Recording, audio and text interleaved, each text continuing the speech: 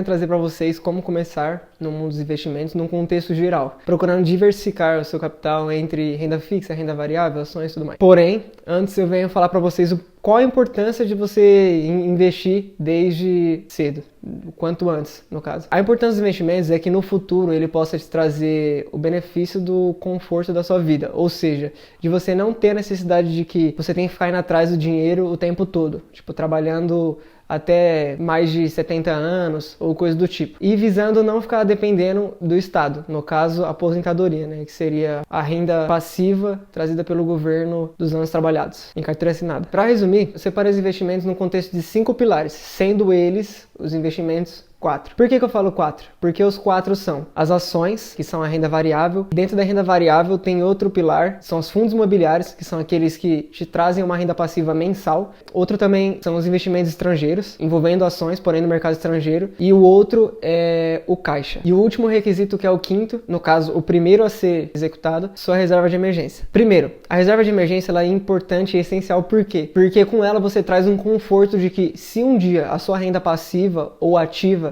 proveniente do trabalho parar de entrar na sua vida, você consegue ter com ela o conforto que você tinha da mesma forma que você tinha trabalhando. Um exemplo básico. Nessa pandemia, todos nós vimos que muitas das pessoas que tinham uma renda ativa, ou seja, o dinheiro que você recebe, o salário proveniente das suas ações e funções no trabalho,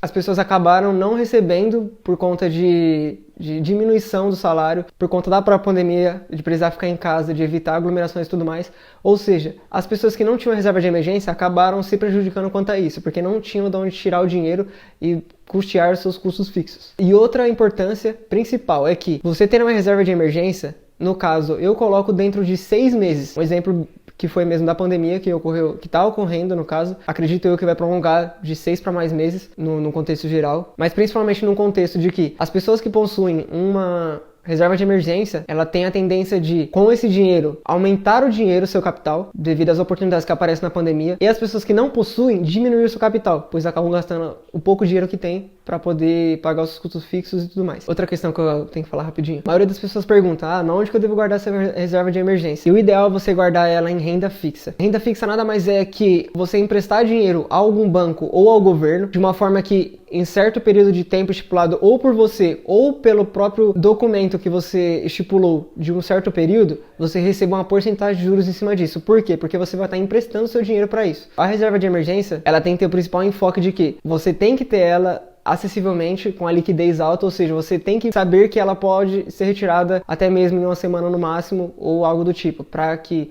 com a emergência você já tenha ela disposta para poder usar aquilo. Outro pilar, no caso, o primeiro, porque a reserva de emergência não conta como pilar, mas conta assim como um início. O primeiro pilar é o caixa. O caixa nada mais é que um fundo de oportunidade. Não é a reserva de emergência, que nem eu falei, porque a reserva de emergência é para custear os seus custos fixos. O caixa é justamente para te dar a oportunidade de você crescer em cima de uma outra oportunidade por devido às situações. Um exemplo, você tem um caixa alto no momento e aparece algum bem material que você sabe que tem muito valor agregado àquilo. Só que a pessoa que está vendendo, ela tem a necessidade de vender aquilo rapidamente. Ou seja, ela está vendendo por um preço muito abaixo e você tem esse caixa para comprar e revender aquele produto mais caro com o devido valor que ele tem. Isso te faz gerar uma riqueza estipulada, porque você tem a noção do que você consegue com aquilo que você já tem. Outro ponto, no caso segundo, são as ações e negócios. Ações e negócios nada mais é que o mercado de ações, que foi o que eu comentei nos outros 2 vídeos anteriores, que são a bolsa de valores. Terceira parte, fundos imobiliários.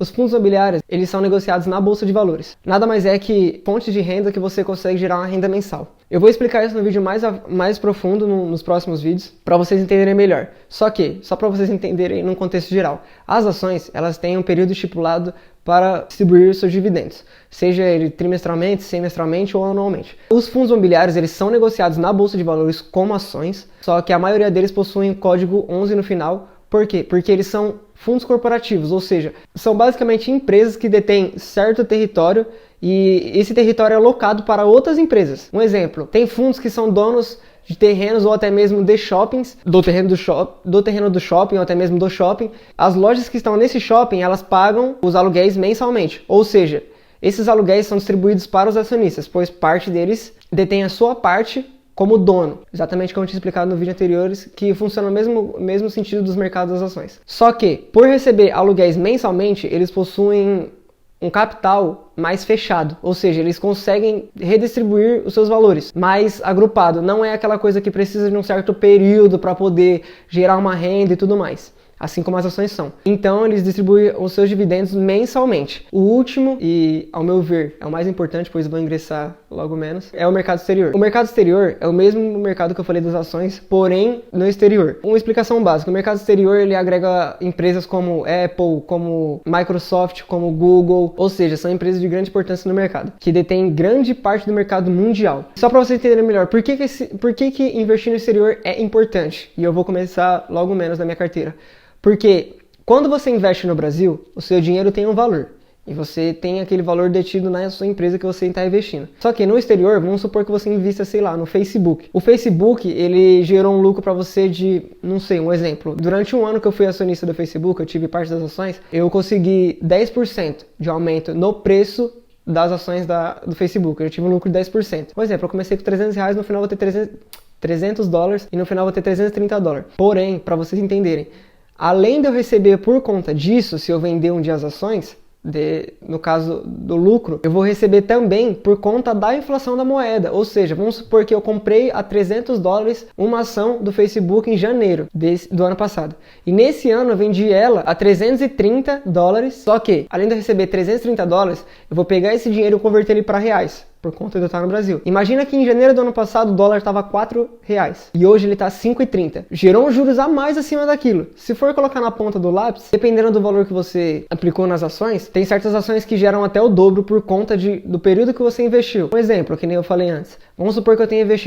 comprado uma ação do Facebook a $300 quando o dólar estava R$2 e eu vendi quando já tinha gerado 10% de lucro, porém o dólar estava 4. Eu redobrei meu capital só por conta do dólar ter redobrado de valor perante ao real. Então, por isso que o mercado das ações internacionais é de grande importância e eu pretendo começar, e assim que eu começar vai me gerar dúvidas e essas dúvidas eu vou sanar para vocês no canal. Outra pergunta. Esqueci de falar. Mas as pessoas normalmente se perguntam, como que eu vou investir de mercado de ações estrangeiras e tudo mais. O mercado de ações estrangeiras é basicamente a mesma coisa que o mercado de ações no Brasil.